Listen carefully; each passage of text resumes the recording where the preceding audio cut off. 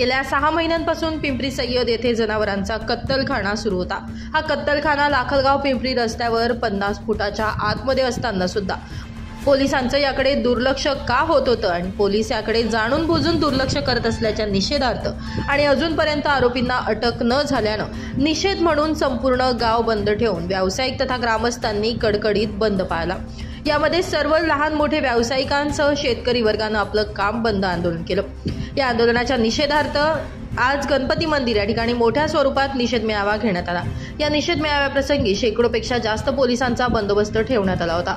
कधी नाही तो इतका चोख पोलीस बंदोबस्त ठेवून सुद्धा ग्रामस्थांनी न जुमानता आपला निषेध मोर्चा काढला।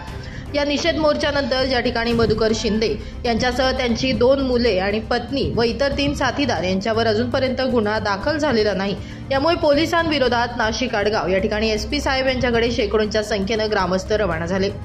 या ठिकाणाहून मोर्चाचं स्वरूप ज्या ठिकाणी गायींची कत्तल होत होती त्या ठिकाणी जाऊन सदर जागा ग्रामपंचायतीनं सपाट करून गोशाळेला दिली असल्याची घोषणा केली। या संदर्भात एक फलकही लावण्यात आलाय। यापुढे अशी कोणतीही जागा अतिक्रमित केल्यास बंदी ग्रामपंचायतनं आणावी यासाठी संपूर्ण गाव ठाम असल्याचं ग्रामपंचायतच्या वतीनं सांगण्यात आलंय। यापुढे कोणताही अनुचित प्रकार घडू नये यासाठी पोलीस प्रशासनाला धारेवर धरून इतक्या दिवस दुर्लक्ष का केलं गेलं याची विचारणा करण्यात आली।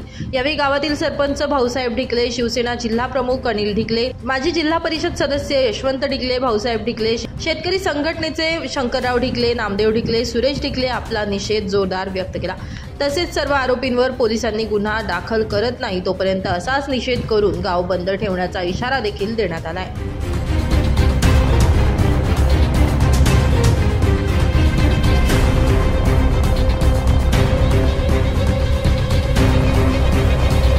नाशिक माझा न्यूजसाठी नथू ढिकले, पिंपरी सय्यद, नाशिक।